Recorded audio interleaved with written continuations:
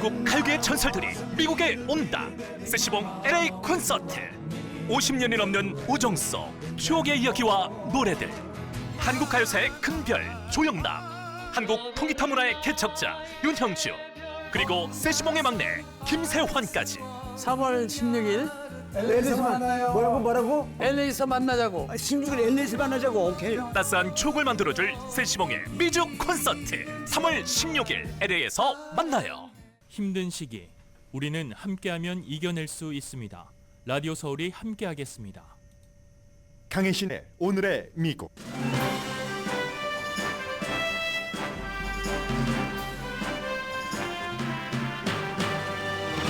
미국 민간 회사가 만든 우주선이 반세기 동안 존재하지 않던 상황을 깨고 달에 착륙해 지구로 데이터를 보내고 있습니다. 우주항공국 나사가 거대한 도약이라고 표현한 달 착륙선 우주선 오디세우스의 작업은 화성 탐사에서 미국이 중국이나 러시아보다 앞서가기 위한 전초 작업입니다. 전국적인 낙태 금지 법안을 발의한 미셸 스틸 연방 하원 의원이 엘라바마주 대법원의 냉동 배아는 어린이다라는 판결에 반대하면서 전국적인 주목을 받고 있습니다. 엘라바마 대법원 판결 이후 인공수정 의료를 중단하는 엘라바마주 병원이 늘어납니다. 민주당은 대법원의 결정이 가족을 만들 권리를 막는 것이라면서 비난합니다. 선거철에 낙태 전쟁에 대한 새로운 전선이 열렸습니다. 알렉세이 나발리의 의문사와 우크라이나 침공을 이유로 미국이 러시아를 조이기 위한 500건 이상의 제재를 발표했습니다. 제재 대상에는 한국 기업도 포함되는데 이번 미국의 조치로 러시아가 얼마나 타격을 받을지는 알 수 없습니다. 바이든 대통령은 샌프란시스코에서 나발리 미망인과 스탠포드 대학생인 나발리의 딸도 만났습니다. 척 슈머 민주당 상원 원내대표는 젤렌스키 대통령을 만나기 위해 지금 우크라이나에 도착했습니다. 공화당에 우크라이나를 지원하라고 압박하기 위해서입니다. 비공개 선거자금 모금 이벤트에서 바이든 대통령이 메모 카드를 보는 게 기부자들을 걱정하게 합니다. 사업 사기 벌금 집행을 연기해달라는 트럼프 전 대통령의 요청을 판사는 거부했습니다. 트럼프를 지지하는 정치행동위원회 CPAC 이벤트에서 스티브 배넌 전 수석 전략가를 포함한 트럼프 지지자들이 공개적으로 민주주의를 파괴해야지 된다고 말해 주목됩니다. AT&T가 작동하지 않은 원인은 네트워크 확장 공사 중 소프트웨어 문제로 일어난 것이라고 회사 측이 밝혔습니다. 사이버 테러가 아니라고 강조합니다. 여러분 안녕하십니까? 오늘의 미국 강혜신입니다. 네, 금요일인데요. 여러분들 그 우주에 대해서 지구 바깥이나 미래에 대해서 관심이 많으신 분들이 계시겠죠. 그리고 또 어떤 분들은 우주가 아닌 지구에서 살기도 힘들기도 하고 너무 과학하면은 어렵고 하니까 관심 없다 하시는 분들도 더 많을지도 모르겠습니다. 그러나 그런 그 후자의 분들에게도 뭐 세계에서 지금 막 다퉈서 나가는 뭐 우주 탐사 이런 건 이제 우리 살아생전에 다 일어날 일들이기 때문에 오늘 그 부분부터 좀 전해드리겠습니다. 미국의 우주선이 50년 넘어 만에 다시 이제 달에 착륙해서 지구로 데이터를 보내기 시작합니다. 어제 한 16분 정도 이 교신이 서로 지구와 달표면과 지구 사이에 되지 않아서 좀 걱정을 했었는데 로스앤젤레스 시간으로 오후 3시 조금 넘어서였습니다. 그런데 이제 다시 데이터를 보내기 시작하는데 우주항공국 나사도 막 거대한 도약이다라고 얘기했고 전에 한번 시도했다가 실패한 민간 회사도 어머 너무 축하드려요라고 했는데 이 우주선이 그 텍사스 휴스턴에 본사가 있는 회사가 만든 이름 자체는요 오디세우스라는 그 우주선입니다. 인투이티브 머신, 직관적인 머신이네요. 직관적인 머신 오디세우스가 이 일론 머스크의 스페이스 X, 팔콘, 매, 9 로켓을 타고 케이프 캐버너럴 우주기지에서 발사돼서 62만 1000마일을 이동을 해서 딱 그 달의 그 아주 그 남쪽에 착륙을 했다는 거죠. 그래서 여기가 원래의 목표치였고 73분 동안 쭉 이제 하강하는 거죠. 밑으로 내려가서 이제 분화구 그 근처에 딱 그 착륙을 했는데, 분화구라고도 볼 수 있고요. 이 분화구라는 게 가장자리는 햇볕이 들어서 조금 따뜻한데 그 안은 너무나 깊고 깊어서 절대로 햇볕이 들어갈 수 없는 그런 그 곳이잖아요. 이 지금 영원히 그림자만 있는 그 지점. 그런데 그 안에는 얼어붙은 물이 가득 들어 있을 것이다. 이게 이제 과학자들의 추정이고, 그러면 물이 거기 있다고 하면 앞으로 이제 이런 그 우주 탐사를 할 때 물을 가져갈 필요도 없고 먹을 물을 얘기를 하는 거죠. 그 물 하면은 산소도 있고 수소도 있고 하니까, 그러니까 당연히 이걸 이제 로켓 연료로 쓸 수 있고, 어떤 그 과학자는 인터뷰하는데 보니까 거기 가스 스테이션도 만들 수 있어요라고 얘기를 하는데, 우리가 일상생활에 막 치여서 지구에서 이렇게 살고 있는 동안 과학자들은 우주에서 이제 그런 미래를 보고 나가고 있습니다. 그래서 이제 올해로 이 인투이티브 머신이라는 이 회사가 2번 더 이런 비슷한 일을 하고요. 달 착륙을 위한 최초의 말하자면 상업용 우주선을 만든 회사잖아요. 거기에 착륙하기 전에 그 연착륙을 할 그 가능성이 80%, 그러니까 20%는 안 될 수도 있어 하는데, 조마조마하다가 뭐 한 16분 동안 교신이 안 되다가 딱 됐으니까 얼마나 사람들이 반가워했겠습니까? 우주항공국 나사에서도 그렇고 이 민간 회사에서도 그렇고 해서 이제 지금 똑바로 세워졌다고 하고요. 데이터 전송을 시작을 했다고 하는데, 말하자면 지구에서 우리가 이제 셀카를 찍잖아요. 그 스스로 셀카 이미지를 그 우주선이 오디세우스가 찍어서 지구로 보내는 건데, 거기에는 이제 뭐 나사가, 우주항공국 나사가 여러 가지 그 장비를 탑재했죠. 그래서 과학과 어떤 그 혁신, 우주에서의 미래에 누가 이걸 잡느냐 하는 것, 뭐 민간은 민간대로 또 정부는 정부대로 거기에 대한 이제 새로운 탐험, 뭐 야망이라기보다 모험일 수도 있고요, 꿈일 수도 있고, 그런 일에 이제 한 발짝 나간 겁니다. 우주항공국 나사가 이제는 지금은 무인이지만 인간을 달에 다시 보내기로 한 그 목표의 타이밍이 2026년 말 정도, 지금부터 얼마 남지 않았습니다. 아르테미스 3호죠. 전부 이게 어떻게 그리스 신화에 나오는 이름이에요. 오디세우스, 아르테미스.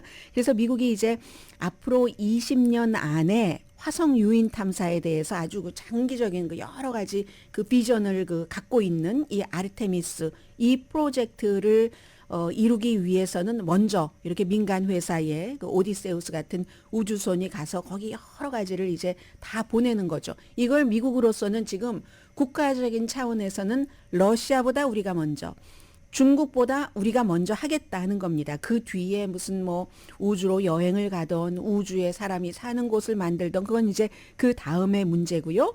그래서 지금 거의 반세기 넘어 만에, 50년 넘어 만에라고 말씀드린 것은 1969년부터 72년까지 미국이 그때 아폴로호였잖아요. 우리 텔레비전에서 막 남의 집에 가서 텔레비전 보고 하신 분들도 계시죠. 6번의 아폴로 임무를 통해서 미국인만이 뭐 비행사를 거기에 딱 착륙을 시켰습니다. 너무나 우리가 이름을 잘 아는 닐 암스트롱을. 그리고 나서 그 이후에 5개국이 이제 무인 우주선을 계속 이제 그곳에 보내고, 그게 이제 미국, 또 최근에 인도, 러시아, 중국, 지난달에 한번 뭐 실패하고 또 그전에도 좀 어색하긴 했지만 어쨌든 이 5번째 국가가 일본이 됐잖아요. 무인을 보낸 그 슬림이든가요, 이름이? 그렇죠? 스마트 착륙선 슬림을 보낸 게, 이렇게 5국가 중에서 우리가 앞서가겠다 하고 미국이 뭐 러시아 우크라이나 전쟁, 뭐 이스라엘 하마스 전쟁 등등 국내 정치적인 이 많은 상황에도 불구하고 과학은 과학대로, 이 과학은 곧 미래고, 이런 일을 계속 하게 되는 겁니다. 그리고 미국에서도 민간 업체도 그 에스트로보틱이라는 에스트로보틱 테크놀로지죠. 그 회사가 지난달에 한번 이렇게 해보려고 하다가 이번에 이 회사처럼 해보려고 하다가 실패를 했죠. 그때는 이제 페레그린 1이었는데 송골매인데 송골매 1은 실패하고 오디세우스는 지금 성공을 한 겁니다. 그래서 이제 미국이 달에 다시 50년 넘어 만에 일단 들어갔는데 이게 민간 회사가 이끌었다. 민간과 정부가 같이 파트너십을 만들었다. 거기에는 이제 과학이 있고 기술이 있고 이게 혼합이 돼서 그리하였다 하는 그건데요. 근데 이제 이렇게 보면은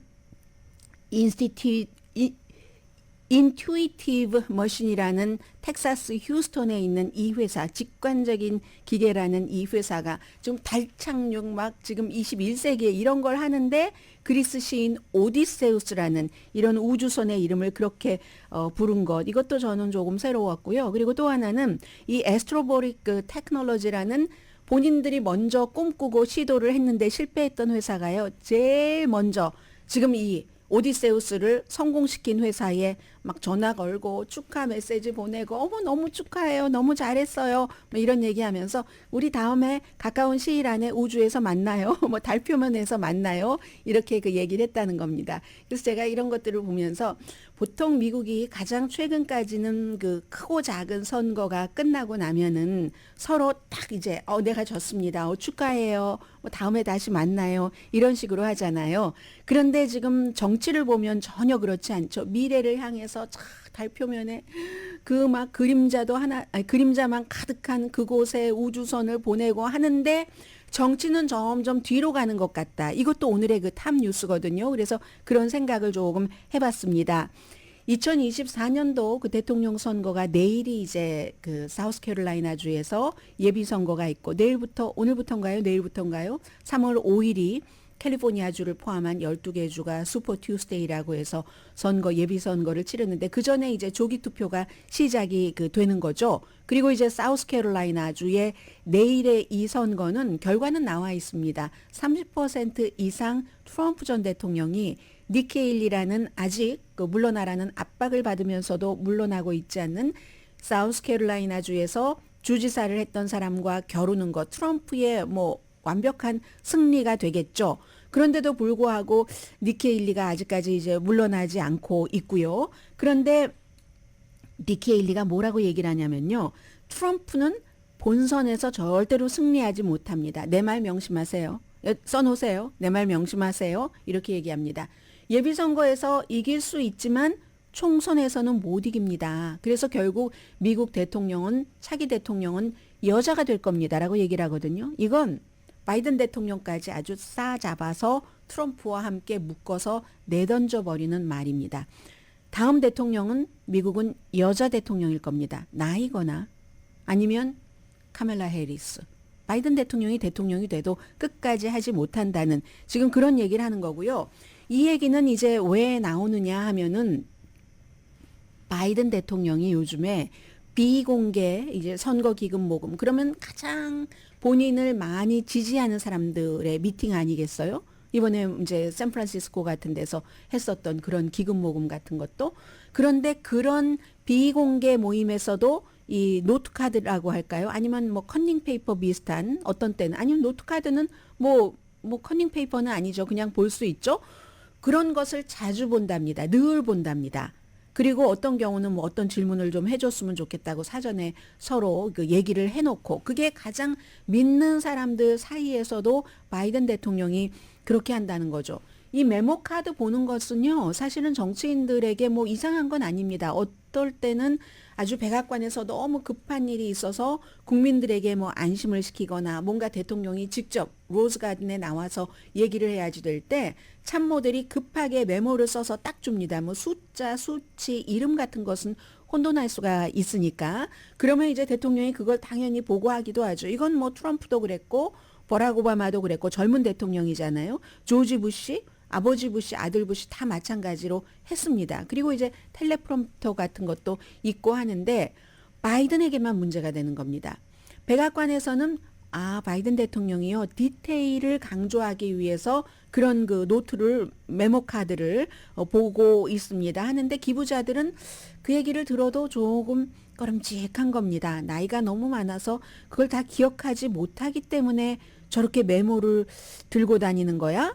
이런 얘기. 물론 어떤 사람은 디테일을 알 수 있어서 좋은데요? 라고 얘기하는 사람도 있겠지만 대부분은 비공개 모임에서조차, 비공개 모임에서는 노트카드 같은 거 안 쓰죠. 그리고 전부 우리 편이니까. 근데 이제 노트카드를 쓴다는 겁니다. 하기는요, 우리 편인 줄 알고 말했다가 그게 나중에 막 뭐 휴대폰 같은데 녹음이 돼서 나오가서 곤란을 겪고 그런 경우도 있기는 있지만 분명하게 바이든 대통령은 본인은 난 점점 더 젊어지는 것 같아요. 뭐 최근에는 이런 얘기도 하던데 81세라는 나이가 그만큼 어려워지죠. 그래서 니키 헤일리가 차기 대통령은 나이거나 아니면 지금 부통령인 카멜라 해리스가 될 겁니다. 라는 얘기를 하는 거고요. 그보다는 이제 트럼프 전 대통령 쪽에 뉴스가 굉장히 많은데요. 본인의 뉴욕에서 사기로 사업을 해서 엄청나게 부당한 이득을 취했다는 것에 대한 벌금이 본인에 대한 벌금만 3억 5,500만 달러였었죠. 그걸 연기해달라라고 하면서 뭐 여러 가지 뭐 액수도 크고 뭐 그리고 뭔가 뭐 주소 같은 것도 틀렸고 절차상으로 뭐 말 좀 아니야 이렇게 얘기하면서 요청을 했더니 아주 그냥 확 그 아서 앵고론 판사가 그 요청을 아주 쉽게 빨리 거부를 해버렸습니다.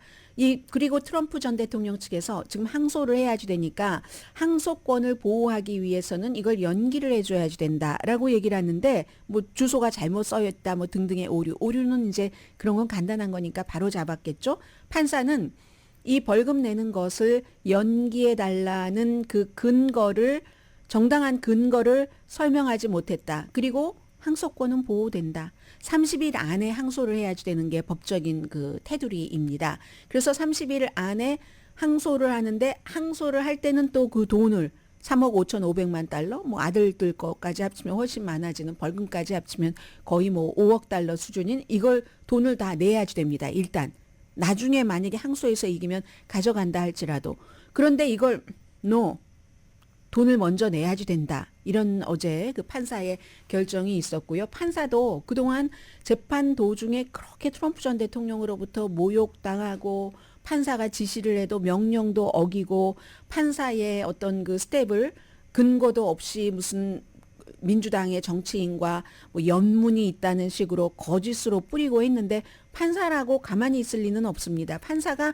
그렇다고 뭐 없는 범죄를 만들어내는 건 아니지만 법적으로 어느 정도의 무슨 저 피고에게 조금의 여유를 줘야지 되겠어 라는 마음이 일어나느냐 일어나지 않느냐는 그동안에 법정에서 피고가 보여주는 태도에 많이 그 좌우가 되죠. 트럼프 전 대통령은 그 법정에 나가지 않아도 됐는데 꾸준히 나가서 계속 판사, 검사, 판사의 스텝들을 욕해왔죠. 그러면서 이렇게 뭐 좀 벌금 내는 것을 연기해 주세요. 아마 법정에 다녀보신 분들은 아실 겁니다. 그게 불가능하다는 것을. 그리고 저는 더 걱정스럽게 본 것은 이 내용은 뉴스에서 많이 보도될 것 같진 않은데요. 워싱턴 DC에서 지금 보수적인 정치행동위원회 CPAC 많이 들어보셨죠? 약자로 해서 그 CPAC 연례회의가 열리고 있는데 수많은 유명한 사람들이 갑니다. 그런데 이제 트럼프 전 대통령이 내일 연설을 하고요. 어제는 스티브 배넌이라는 트럼프를 만든 설계사라는 백악관에 처음에 이제 수석 전략가로 있다가 트럼프보다 주목을 더 받는다 해서 이제 트럼프 전 대통령이 결국은 뭐 거의 밀쳐낸 것과 같은 그 스티브 배넌도 갔고 그리고 또 한 사람 중요한 사람이 잭 포소빅이라는 사람. 이 사람은 제가 여러분들께 많이 말씀드리는 그 모든 거기서 말하는 것을 다 믿으시면 안 됩니다라고 하는 원 아메리카 네트워크에서 일했던 사람입니다. 그러다가 본인이 무슨 학생들 중심의 아주 그 보수적인 그런 그 터닝 포인트 USA라는 것을 만들어서 이 터닝 포인트 USA가 조금 잘 안 정치적으로 세련되지 않은 국가라든가 이런 데서는 좀 초대를 해서 뭔가 이벤트도 갖고 하던데요. 그런 이제 조직을 만들었고 텔레비전에 보면 많이 나옵니다. 극우 음모 이론가입니다. 잭 포소빅. 텔레비전 많이 나온다고 말씀드렸고 전에 해군 그 정보관 출신이었는데 트럼프 전 대통령의 엄청난 지지자고요. 백인 우월주의고 가짜뉴스 뿌리는 선수입니다. 그리고 민주당이 뭐 어린이 성매매단이다 이렇게 얘기를 한 사람이 이제 이 잭 포소빅인데 어제 잭 포소빅이 CPAC에서 연설을 하면서 민주주의를 파괴시켜야지 된다고 했습니다. 이 사람이 민주주의를 파괴시켜야지 된다고 얘기를 할 때 많은 CPEC에 참석한 트럼프 전 대통령의 지지자들이 박수를 쳤고 그리고 그것도 또 신과 연결을 시켜요.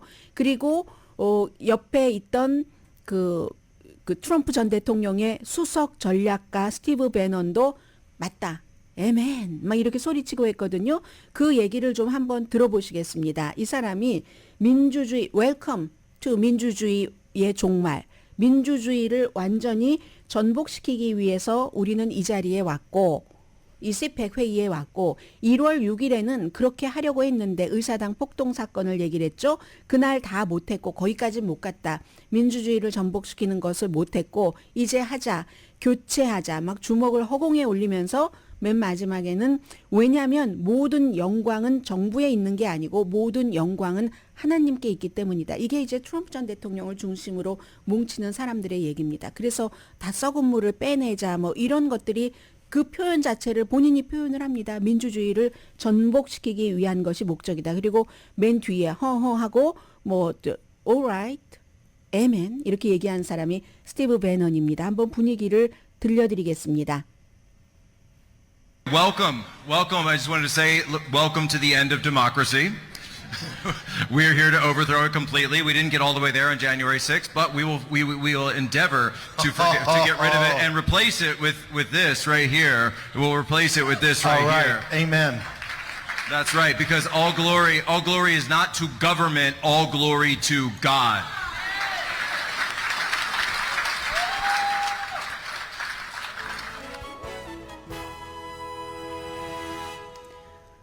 네, 오늘의 미국입니다. 전문가가 추천하는 이민법, 가정법 전문 재인정 종합법률사무소, 총 20억 달러 승소, 교통사고와 상해 전문 브라이언 타필라와 CG 변호사 그룹, 코지다운 갤럭시 이블은 잠이 솔솔 오게 하는 기능성 거위털 이불로 독일 회사와 함께 생산합니다. 코지다운 갤럭시 이블 공동 후원입니다. 미국은 미래를 향한 희망과 또 지금 있는 세계에서 가장 부러워하는 민주주의를 전복시켜야지 된다. 이런 사람들이 공존하는 2024년 지금 며칠입니까? 2월 23일입니다.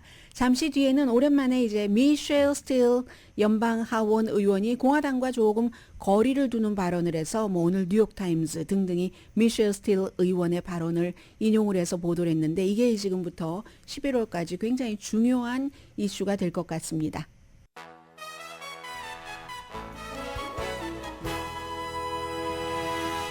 라디오 서울 방송 오늘의 미국 듣고 계십니다. 좀 전에 그 유튜브가 안 나왔었던 것 같아요. 지금은 유튜브 나옵니다.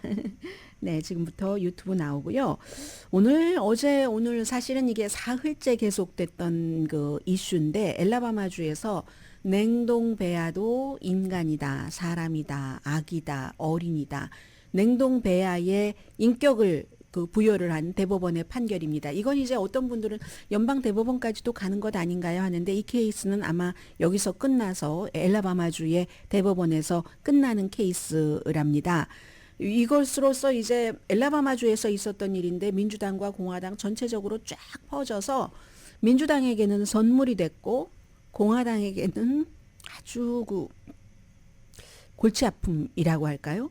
그만큼 좋지 않다는 거죠. 우선 민주당 입장을 간단히만 말씀드리자면은 바이든 대통령은 엘라바마주에서 냉동 배아도 인간이다라고 판결한 것은 트럼프 전 대통령을 비난을 했습니다. 트럼프 전 대통령이 임명을 한 3명의 연방 대법원의 낙태권을 무효화한 2022년도 판결 때문에 트럼프 전 대통령이 3명이나 더 그렇게 낙태권은 없다라는 판결을 내릴 사람을 애들을 했기 때문에 이게 가능한 거다. 그 이후에 점점 이렇게 퍼져서 낙태를 못하게 하고 낙태뿐만이 아니라 이제 심지어는 냉동 배아까지도 어린이로 취급받는다고 하면 이거 오늘도 엘라바마주에서 어제는 이제 버밍햄에 있는 그 대학교만 우리 이제 인공수정 안 하겠다 했는데 다른 큰 병원들도 인공수정 안 한다고 했거든요. 왜냐하면 잘못하다가 잘못 따라서 다치기라도 하면은 그 냉동 배아가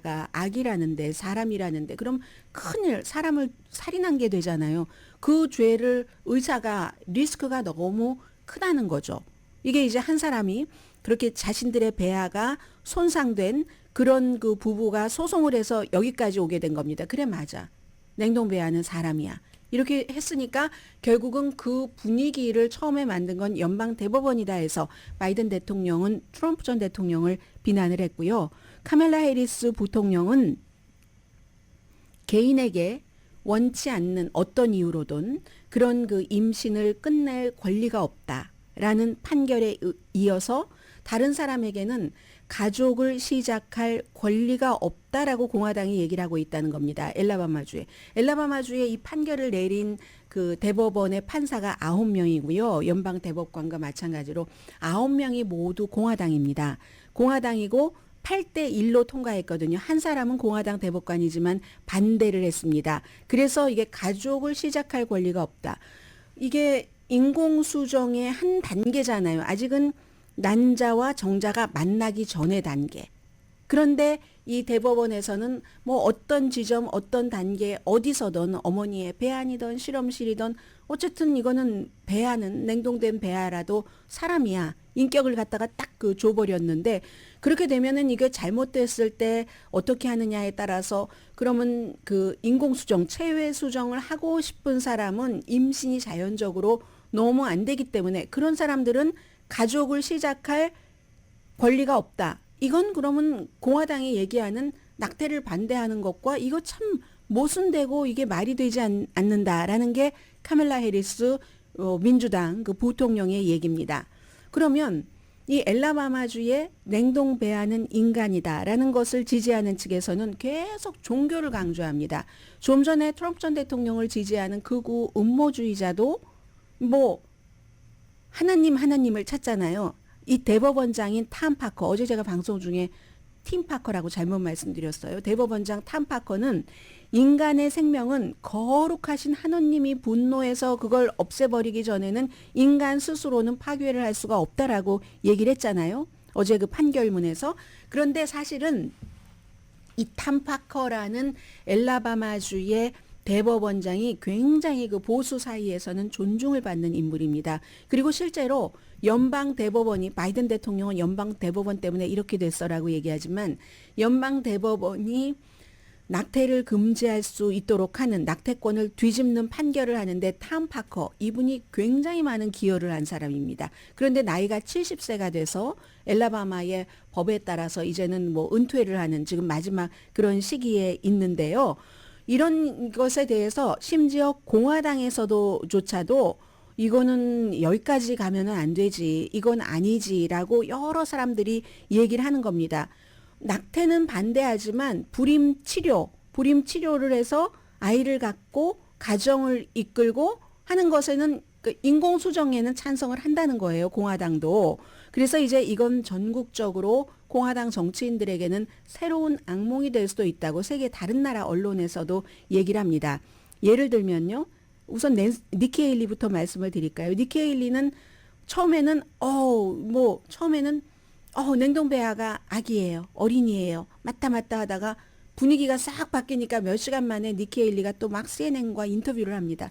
인터뷰를 하면서 본인이 아이 둘을 다 인공수정이었던 것 같아요. 처음에 저는 아들만 그런 줄 알았는데 인공수정을 통해서 아들을 임신한 나로서는 배아는 아기다 이렇게 얘기를 하더니 그렇다고 해서 내가 또 엘라바마의 판결을 지지하는 것은 아니다.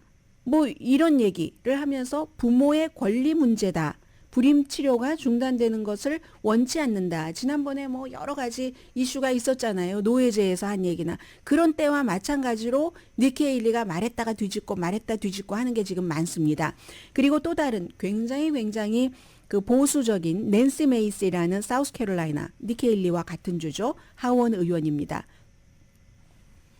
생명으로 시작이 될 때 생명은 임신으로 시작이 된다. 임신은 그 체외 수정이든 아니면 체내 수정이든 난자와 정자가 만나서 어떤 것을 하는 그런데 이 배아는 정자와 만나서 어떤 것이 되기 전이기 때문에 아니다. 이렇게 얘기를 했고요. 그리고 이제 미셸 스틸 의원이 주목을 받고 있습니다. 미셸 스틸 의원 지금 재선에 출마했고요. 미셸 스틸 의원 지역구는 지금 그 공화당에서 이게 민주당으로 다시 넘어갈 수도 있는 위험 지역으로 구분을 합니다. 영킴 후보의 지역구는 그 정도의 위험 지역으로 구분하진 않고요. 그런데 미셸 스틸 의원의 지역구는 민주당 쪽으로 돌아갈 수도 있다는 위험으로 뭐 폴리티코를 포함해서 많은 곳에서 그렇게 분석을 하고 있는데 미셸 스틸 의원이 얘기를 합니다. 개인적인 경험을 얘기를 하는데 본인도 저는 몰랐네요. 임신의 어려움을 겪어서 결국은 이제 인공수정이 다른 많은 사람들과 마찬가지로 나도 인공수정으로 가족을 시작할 수 있게 된 거다. 이렇게 얘기를 했습니다. 그러면서 자녀 출산을 돕는 것보다 더 생명을 보호하는 방법은 없다고 생각을 한다. 생명을 보호하는 거. 이게 프로라이프잖아요. 낙태에 반대하는 공화당이 밀어붙이고 있는 그런 것. 그래서 나는 이건 인공수정을 제한하는 것일 수 있잖아요. 냉동 배아도 생명이기 때문에 그 생명을 잘못 다루고 의도적이 아니라 비의도적으로 실수로 배아가 잘못됐다 하더라도 큰일 나니까.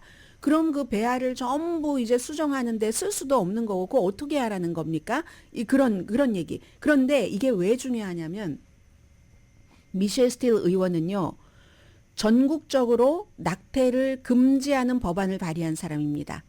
전국적으로 그러니까 전국적으로 낙태를 금지하는 여성이지만 전국적인 낙태 금지 지금은 주별로 다르기 때문에 캘리포니아주에서는 낙태가 합법이고 엘라바마에서는 불법이고 하는데 미셸 스틸 의원은 전국적인 낙태 금지 발의 법안을 발의한 사람인데도 불구하고 엘라바마주에서 냉동 배아도 인간이다라고 판결한 것에는 반대를 한다는 겁니다. 그럼 이 정도면은 공화당이 얼마나 지금 곤란한가 하는 것을 알 수 있고 미셸 스틸 의원처럼 이게 민주당 쪽으로 넘어갈 수도 있는 지역구에서는 다시 민주당으로 넘어갈 수도 있는 지역구에서는 굉장히 중요한 이슈가 되는 것이기도 하죠. 그래서 이제 주목을 받는다고 말씀을 드렸고요. 심지어는 본인이 임신 6주일 이후에 낙태는 금지하는 법안에 서명을 한 브라이언 캠프 조지아주의 주지사조차도 이 엘라바마주 대법원의 판결은 반대를 합니다. 인공수정이 아니면은 아이를 갖지 못하는 사람이 있기 때문에 이런 얘기를 했습니다.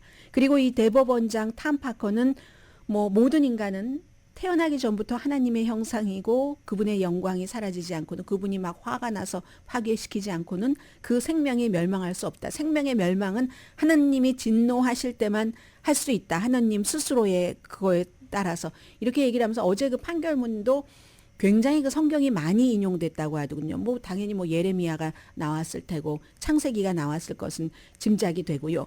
16세기, 17세기의 신학자의 말을 인용해서 지금 21세기입니다. 그런데 오랫동안 이 그 탐 파커라는 엘라바마주의 대법원장이 굉장히 그 보수주의자들에게 존경을 받는 사람이고 여론조사는 이렇습니다.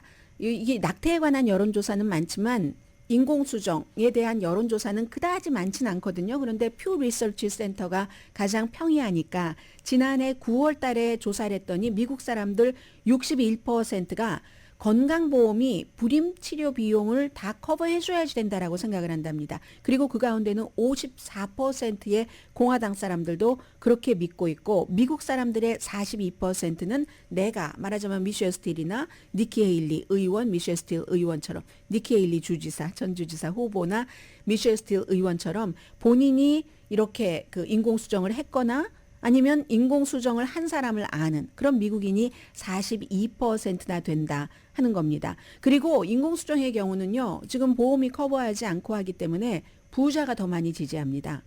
공화당이 더 많이 지지를 합니다. 그럼 그 사람들 가운데는 트럼프 전 대통령이 다시 대통령이 되기를 원하는 사람들도 상당히 많겠죠.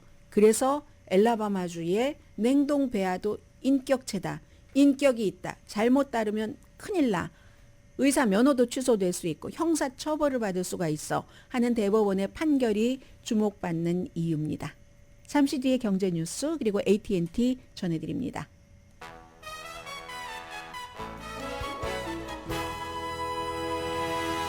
라디오 서울 방송 오늘의 미국 듣고 계십니다.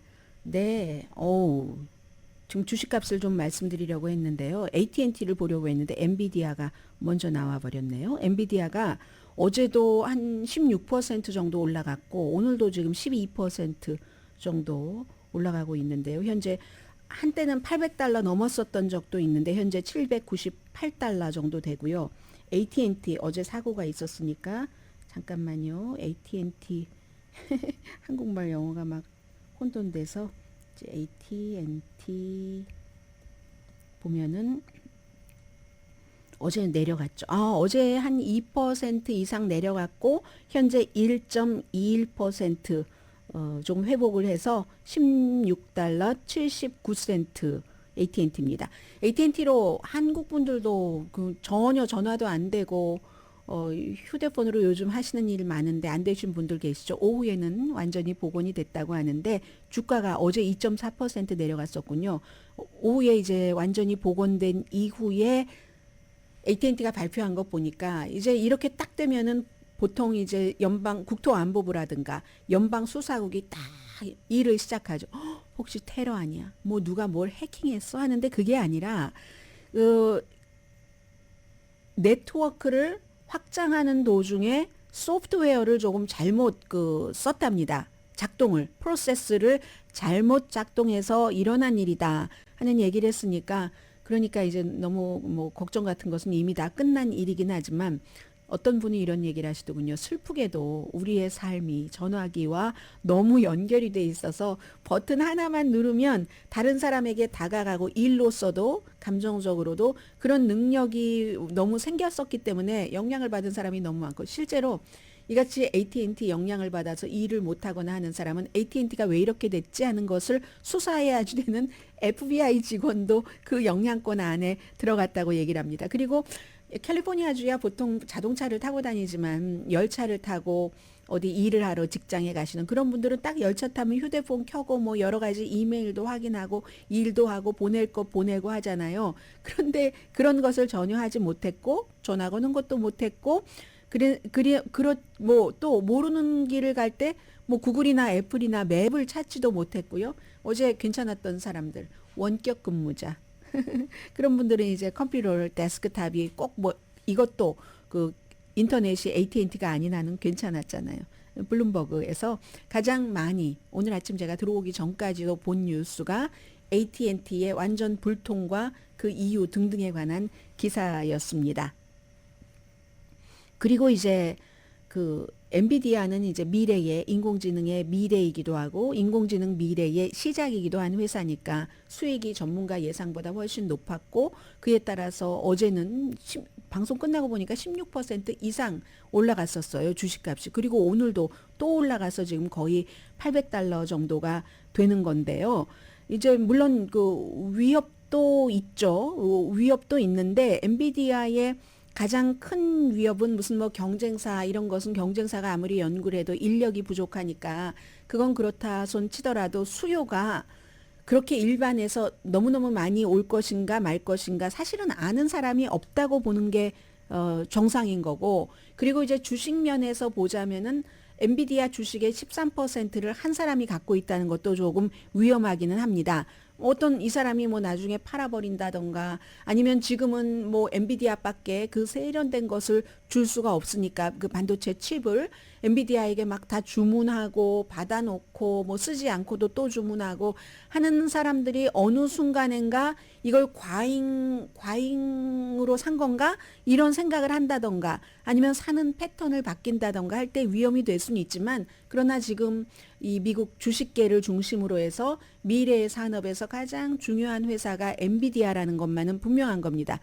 이 캘리포니아주의 북가주의 산타클라라에 본사가 있는 이 엔비디아가 일본의 주식 시장도 살렸고 유럽의 주식 시장도 살렸고 하잖아요. 해서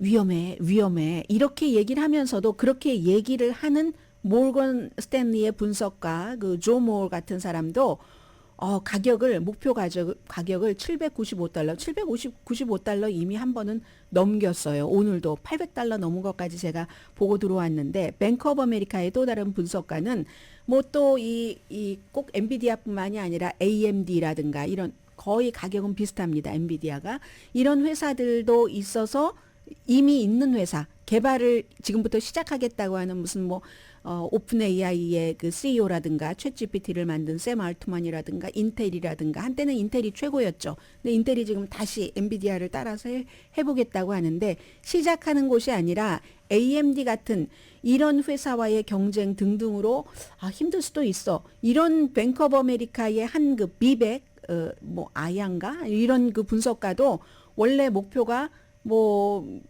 800달러다 했는데 이걸 925달러로 올렸거든요. 그렇기 때문에 알 수가 없다는 것이고 그러니까 인공지능이 우리의 그 일상생활에 이제 앞으로는 스몰 비즈니스에 다 들어오게 되는 게 시작이 됐는데 시작이 돼서 달려가는 속도가 너무너무 빠르다 하는 겁니다. 그래서 제가 지금 엔비디아의 주식값을 말씀드렸지만 이 주식값의 변동이 결국은 이제 그 미래의 우리 생활이 어떻게 될 것인가. 엔비디아의 주식값이 늘어나면 늘어날수록 인공지능을 더 빨리 받아들여서 더 빨리 해야지 되는 세상이 오는 거구나 하는 것을 이제 일반 분들과는 그 연결 고리를 만들면서 뉴스를 전해드리고 있습니다. 잠시 뒤에 뵙겠습니다.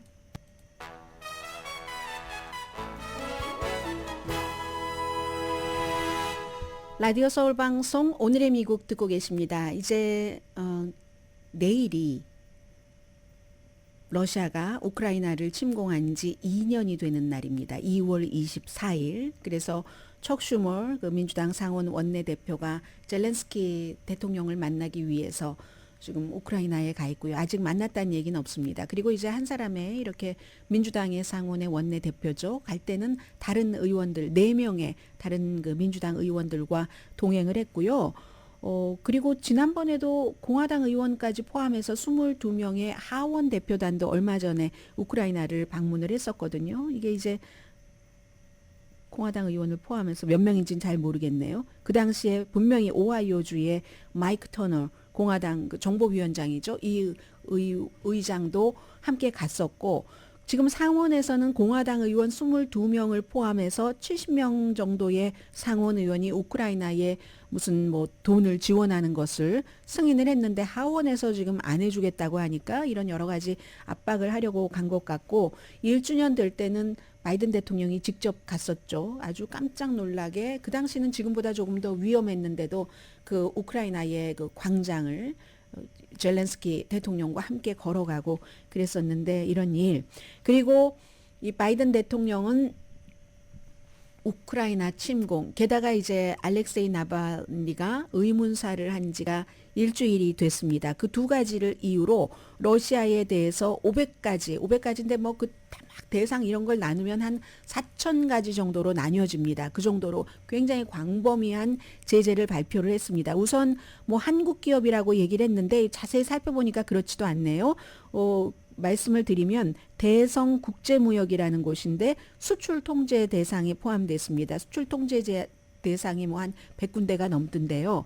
러시아를 위해서 미국산 무슨 기계, 전자 시험 장비, 뭐 여러 부품을 러시아를 지원을 했다는 건데 한국 정부가 얘기하기를 제가 연합뉴스를 보고 말씀드리는 겁니다. 대성 국제무역은 한국에 등록된 법인인 건 맞지만 대표는 파키스탄 사람이랍니다.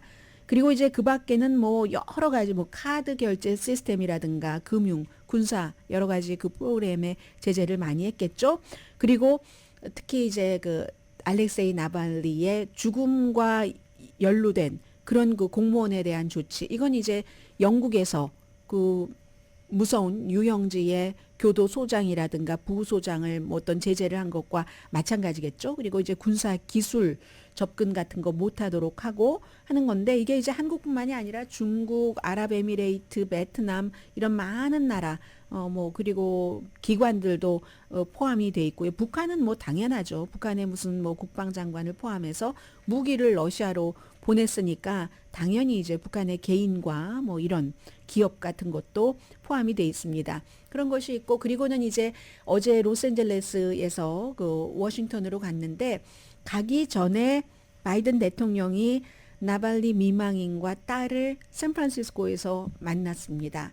나발리 미망인은 지금 러시아에서 살지 못하고 독일에서도 살다가 그 알려지지 않은 안전 가옥에서 어린 아들과 함께 살고 딸은 스탠포드 대학교를 다니고 있잖아요. 만나서 한 얘기는 뭐 짐작하시는 대로 애도를 표하고 뭐 그런 여러 가지 그런 걸 보여주는 거죠. 앞으로 그 나발리의 미망인인 율리아 나발라야가 여러 가지 남편의 위협을 이어받는다고 하니까 나발리 죽음이 푸틴과 그의 정말 깡패와 같은 그 주변 인간들이 한 일이라는 것은 의심을 할 필요가 없다.